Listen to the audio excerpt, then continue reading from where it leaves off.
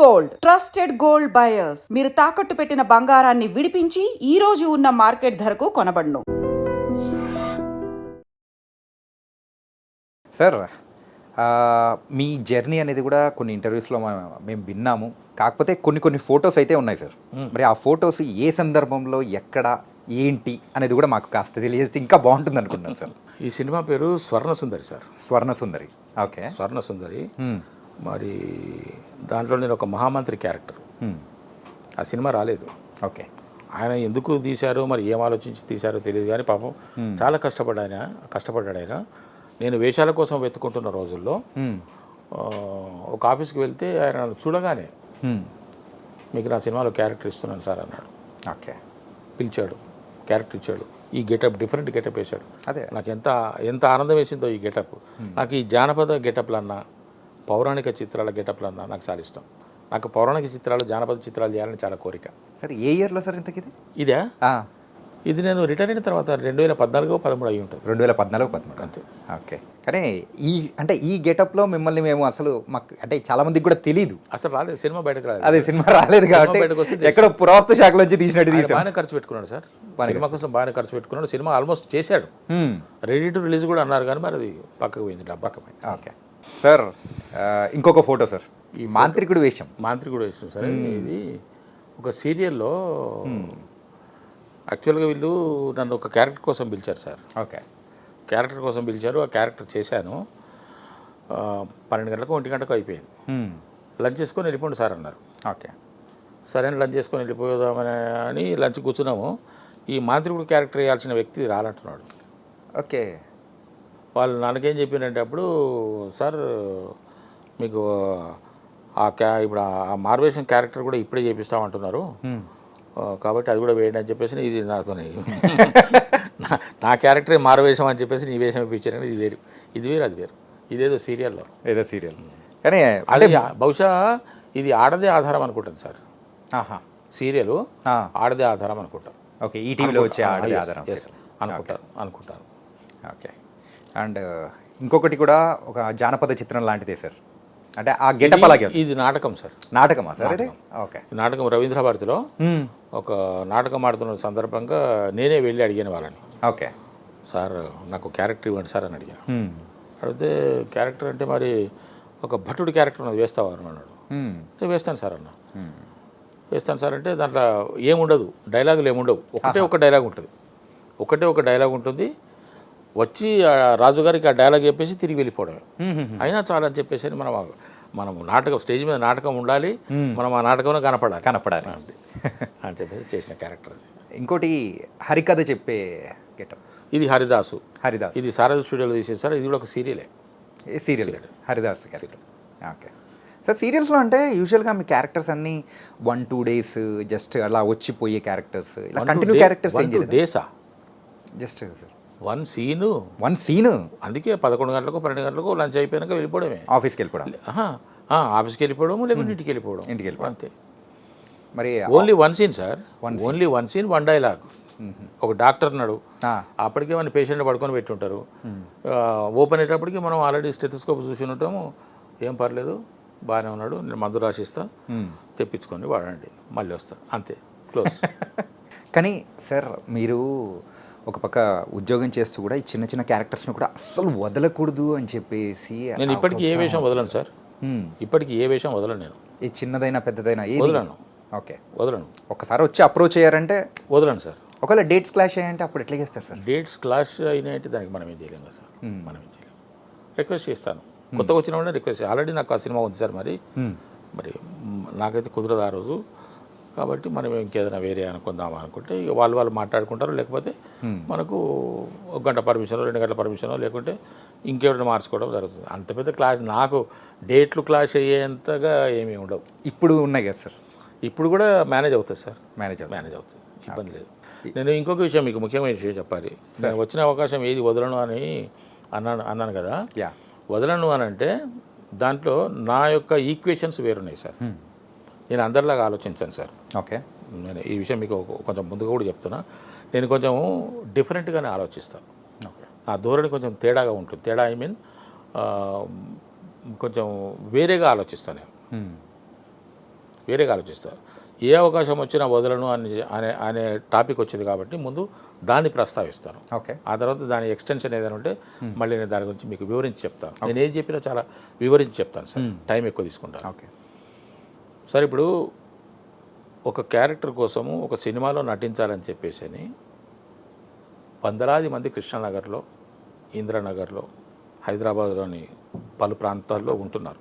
ఆడవాళ్ళు అయితే భర్తలను వదిలిపెట్టేసో, భార్య పిల్లలను వదిలిపెట్టేసో వాళ్ళ యొక్క ఒక బలీయమైనటువంటి కోరిక నెరవేర్చుకోవడానికి కష్టపడి, అంటే వాళ్ళు అక్కడ ఉంచేసి వాళ్ళు ఇక్కడికి వచ్చి కష్టపడి, మగవాళ్ళైతే భార్యల్ని పిల్లల్ని అక్కడ అప్పగించేసి వచ్చి మళ్ళీ వెళ్తూ రావడం, భార్యలు కూడా ఆ విధంగా వెళ్తూ రావడం, ఇక్కడ అన్ని కష్టాలు పడుతూ ఒక వేషం కోసం తప్పిస్తున్నటువంటి పరిస్థితుల్లో ఓ 100 మంది ఉన్నారు పోటీలో, 10 మంది ఫోటోలకి వాళ్ళ దృష్టికి వెళ్తాయి. ఒక క్యారెక్టర్ ఉన్నది, ఒక డాక్టర్ క్యారెక్టర్, ఒక లేడీ డాక్టర్, ఒక జెంట్ డాక్టర్ కావాలి అంటే ఆ ఆడళ్ళ ఫోటోల్లోంచి మగవాళ్ళ ఫోటోలు 100 ఫోటోలు ఉంటాయి సార్ బాక్సుల్లో, ఆఫీసుల్లో, ఫోన్ నెంబర్లతో సహా, ప్లేస్తో సహా. ఒక 10 ఫోటోలు వాళ్ళ చేతికి వస్తాయి. ఆ 10 ఫోటోల నుంచి జారిపోయి 3 ఫోటోలకు 4 ఫోటోలకు వస్తాయి. ఆ తర్వాత ఒక్క ఫోటో మిగులుతుంది, ఇదొక ఫోటో అదొక ఫోటో. అప్పుడు కాల్ వస్తుంది. అంటే ఎంత ఫిల్టర్ అయితే ఈ క్యారెక్టర్ మన చేతికి వచ్చింది సార్, చేతికంటే మన దాకా వచ్చింది. కాబట్టి దాన్ని నేను ఎట్టి పరిస్థితుల్లో రిజెక్ట్ చేసుకోను. నాకు కాల్ వచ్చిందంటే రిజెక్ట్ చేసుకోను. నా పొరపాటు మాత్రం ఉండదు రిజెక్ట్ చేసుకోవడంలో.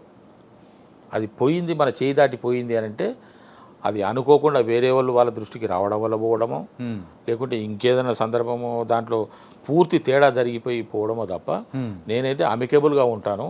ఆ యొక్క క్యారెక్టర్కి నేను గౌరవిస్తాను, ఆ పని నేను గౌరవిస్తాను. కాబట్టి మిగతా మంచి చెడ్డలు వాళ్ళు చూసుకోవాలి. ఇప్పుడు నేనున్నాను, ఈ క్యారెక్టర్ నేను చేయకూడదని మీరు అంటారు. చాణక్య ఎందుకు సార్ మీరు ఆ క్యారెక్టర్ చేశారని మీరు అంటారు. చెయ్యాలి, ఎందుకంటే ఆ క్యారెక్టర్ నాకు వచ్చింది, నా పేరు రాదు మీరు రాసి పెట్టింది, కాబట్టి దాన్ని నేను యాక్సెప్ట్ చేసుకోవాలి అనే ఆలోచనతోనే ఉంటాను. మొన్న ఒక నాకు మొట్టమొదటిసారి ఒక అతను, మరి అతను నంబర్ ఎట్లయితే పట్టుకున్నాడు కానీ ఒక మెసేజ్, వాయిస్ మెసేజ్ పెట్టాడు. ఓకే సార్, ఒక లింక్ పెట్టాడు, లింక్ పెట్టి కింద వాయిస్ మెసేజ్ పెట్టాడు. సార్, మీకు ఇప్పుడు ఒక స్ట్రాటజీ ఉంది, మీకు ఒక గుర్తింపు ఉంది, ఇలాంటి పాత్రలు వేసి మాలాంటి వాళ్ళని బాధ పెట్టొద్దు అని అన్నాడు.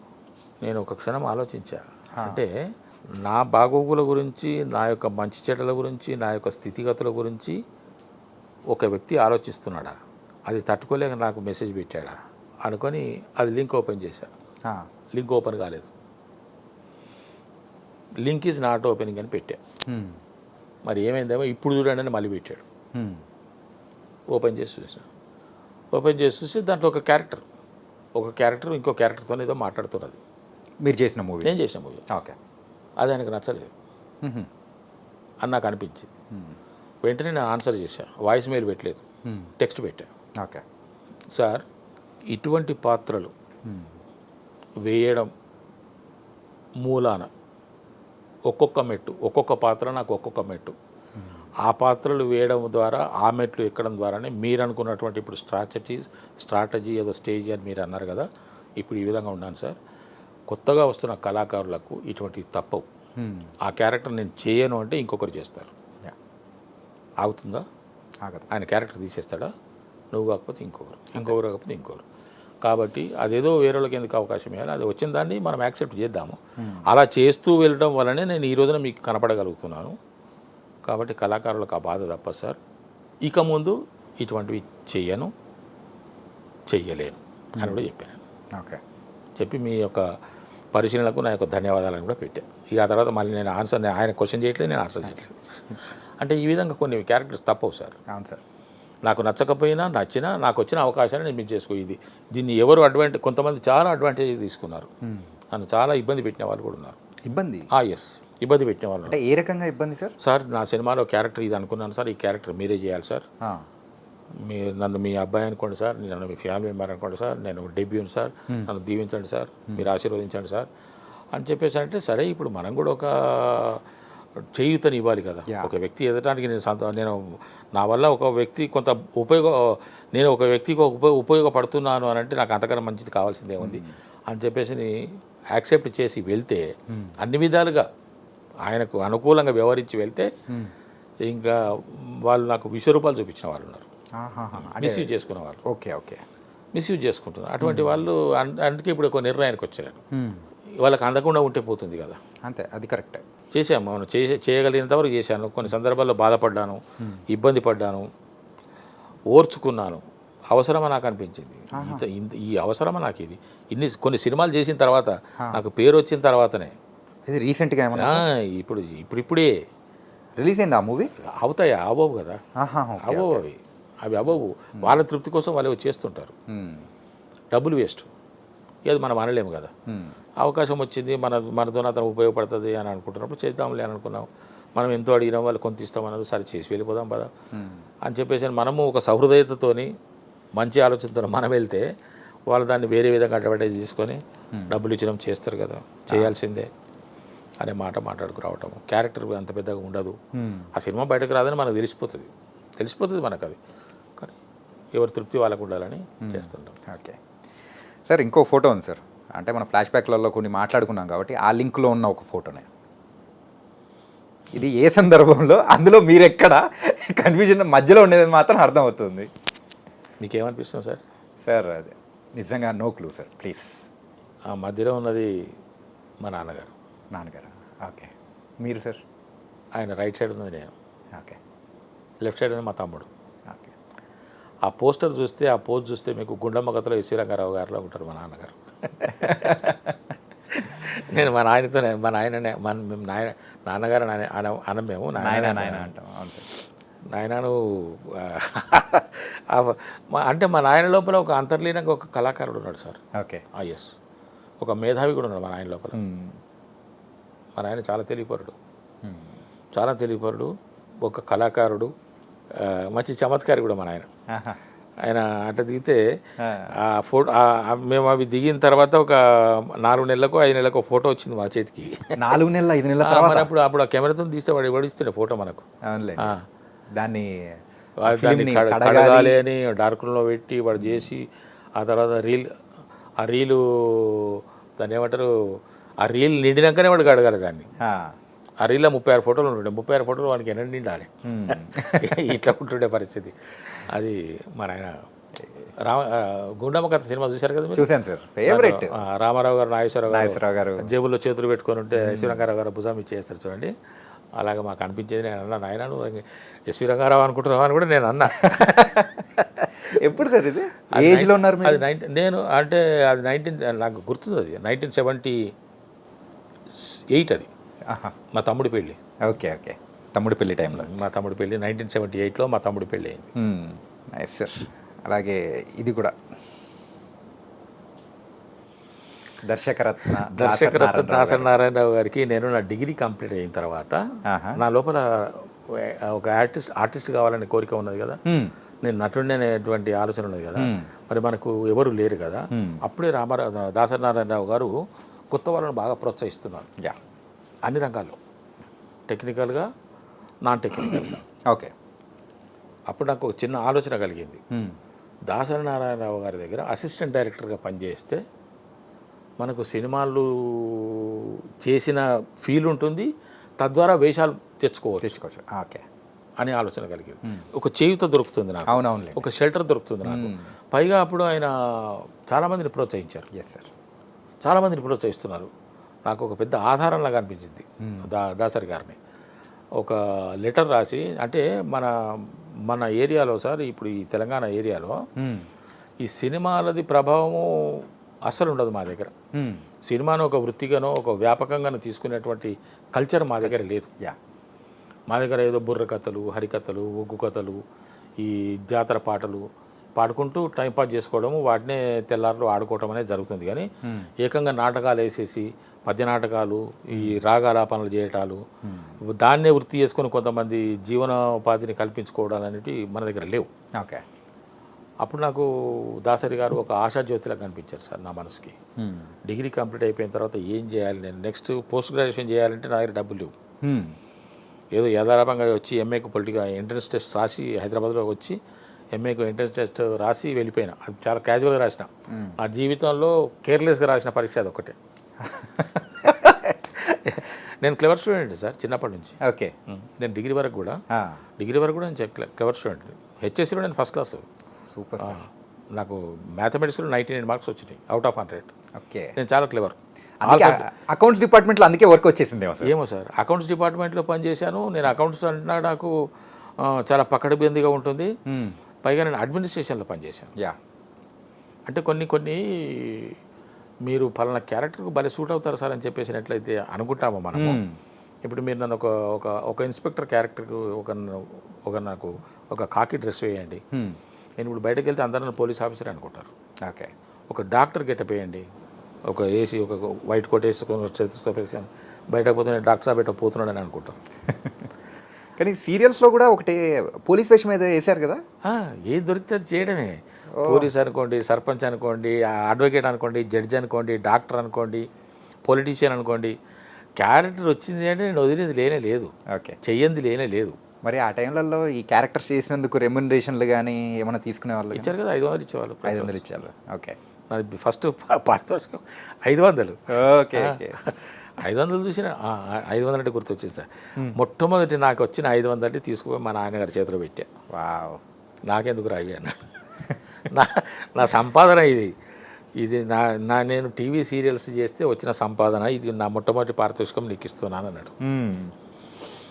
500 నేను ఇస్తే మళ్ళీ నేను మా ఊరు నుంచి బయటకు వచ్చి నేను డ్యూటీ చేసుకోవడానికి ఆయన వెళ్ళిపోతుంటే మళ్ళీ నాకు 1000 ఇచ్చాడు ఆయన. ఇది మా నాయనగారిదే ఉంగరం. యా. అంటే మా నాయన ఎప్పుడు నా వెంబడే ఉంటాడు. ఇప్పుడు ఎట్లా సందర్భం వచ్చింది కాబట్టి సార్, సో ఆ రింగ్ వచ్చి నాన్నగారిది సెంటిమెంటల్గా అది ఎప్పటికీ మీతోనే ఉండాలని చెప్పేసి నాన్నగారితో మీరు ఇది నా సొంతమే కానీ ఆ వాచ్ గురించి కూడా నేను నెక్స్ట్ అడగబోతున్నా. నాకు అనిపించింది అడుగుతామో అని అనిపించింది. ఇది ఈ మధ్య ఆగిపోయింది సార్. అయితే ఈ మధ్య ఆగిపోయింది. ఇది 1981లో ఒక ఫ్రెండ్ ఇచ్చాడు నాకు. ఓకే. ర్యాడో వాచ్ 1981లో. అప్పట్లో చాలా కాస్ట్లీ వాచ్ ఇది. ఓకే. 81 అంటే ఇప్పుడు సార్ 43 ఇయర్స్ అయింది. 44 ఇయర్స్. మా ఇంట్లో కొన్ని వస్తువులు అంటే ఇంతకుముందు మనం అనుకున్నాం అకౌంట్స్ అడ్మినిస్ట్రేషన్ అన్నాం కదా, ఇవన్నీ ఒకదానికి ఒకటి లింక్ ఉన్నాయి సార్. ఒకదానికి ఒకటి లింక్ ఉన్నాయి. మా ఇంట్లో ఇప్పటికీ ఒక రేడియో ఉన్నది. ఇది పాతకాలం రేడియో. 1976లో తీసుకున్నాడు. మా తమ్ముడు తీసుకొచ్చాడు హైదరాబాద్కి వచ్చి. ఫిలిప్సో మర్ఫియో ఉన్నది ఇప్పటికీ, ఆడుతుంది. సో మొత్తానికైతే ఇంట్లో యాంటిక్ వస్తువులన్నీ భద్రపరుచుకున్నారు సార్. ఉంటాయి సార్. నేను ఇవి పాడు చేయను, పోగొట్టాను. ఓకే. అమ్ముకోను, అట్లా ఉంచేస్తాం అంతే. అయితే ఇది 1981లో మా ఫ్రెండ్ ఒకటి ఇచ్చాడు. అప్పట్లో కాస్ట్లీ వాచ్ ఇది. ఓకే. ఇది మొన్నటి వరకు ఆడింది. మొన్న ఎక్కడో ఒకసారి కొంచెం ఏదో డోర్ వేయడంలోనో ఏదో కొంచెం గట్టిగా వేయడం వల్ల మర్చిపోయి ఆగిపోయింది. ఓకే. ఇప్పుడు దీన్ని రిపేర్ చేసేవారు లేరు సార్. ఇప్పుడు వచ్చేవి ఏవి కూడా రిపేర్ ఎవరు చేయట్లేదు, వస్తువులు మారిపోతే. వెనుకటి రోజుల్లో ఏది చెడిపోయినా దాన్ని రిపేర్ చేయించుకునేవాళ్ళు. అవును సార్. ఇప్పుడు ఓన్లీ సేల్స్. అప్పుడు పడేస్తున్నారు. బాగాలేకపోతే కాదు, అసలు వీడు అక్కడికి పోవట్లేదు. తెచ్చుకున్నవాడు ఎవరైతే వాడుకుంటున్నాడో ఒక వస్తువుని ఆడతలేదు అంటే ఎందుకు ఆడట్లేదు, ఏమైంది దీనికి అని ఆలోచించట్లేదు, పడేస్తున్నారు, వేరేది కొనుక్కుంటున్నారు. మేము అట్లా కాదు, దీన్ని రుద్ది అంటే మరి అది కూడా నేను పాడు కాలేదు సార్. అది కీ కూడా కాదు, ఆటోమేటిక్. అది అన్ఎక్స్పెక్టెడ్గా అది కూడా యాక్సిడెంటల్గా పాడైపోయింది. అప్పట్లో కాస్ట్లీ వాచ్ ఇది. అప్పట్లోనే 2000 ఉండే. 84లో 2000, 81లో. ఇప్పుడు ర్యాడో వాచ్ కొనుక్కోవాలంటే 10 లక్షలు, 5 లక్షలు. 81లో 2000. అప్పుడు మరి ఈ మోడలే ఉండే. ఇది దీని ర్యాడో, ఇది దీనికి ఇంకోటి అంటారు, దీన్ని ఏదో ఉన్నది, ర్యాడో స్విట్జర్లాండ్. ర్యాడో స్విట్జర్లాండ్ చాలా రేర్ వాచ్ ఇది. అట్లా అయితే నేను అకౌంట్స్ అన్నారు కదా మీరు. నేను అకౌంట్స్లో కూడా చాలా పర్ఫెక్ట్గా ఉంటాను. అంటే కొంతమంది తెలుసు, అంటే ఇవి నా అనుభవము, నా ఆలోచన మాత్రమే. ఇవి ఆచరణీయమైతే ఆచరణీయమనొచ్చు, పిచ్చోడు రాని కొట్టేస్తే కొట్టేయచ్చు. ఎవరి ఆలోచన వాళ్ళది, ఎవరి ఆలోచన వాళ్ళది. నా జేబులో 100 రూపాయలు ఉన్నాయంటే సార్, ఆ 100 రూపాయలకి నా దగ్గర లెక్క ఉంటుంది. అలా ఒక ఖర్చు పెట్టేసి ఇంకో 100 తీసి జేబులో పెట్టుకొని అది అయిపోయాక ఇంకో 500 జేబులో పెట్టుకొని కాదు. ఆ 100 రూపాయలకు 100 రూపాయలు లెక్క ఉంటుంది నా దగ్గర. 100 ఉండని, 1000 ఉండని, 1,00,000 ఉండని, 1,00,00,000 ఉండని, దానికి లెక్క ఉంటుంది నా దగ్గర. నేను ఎవరికైనా ఇచ్చినా కూడా ఒక 1000 రూపాయలు, ఒక 2000, 3000, 100, 10 ఖర్చు ఇస్తే కూడా ఖర్చుకి మళ్ళీ నాకు రిటర్న్ లెక్క చెప్పాలి.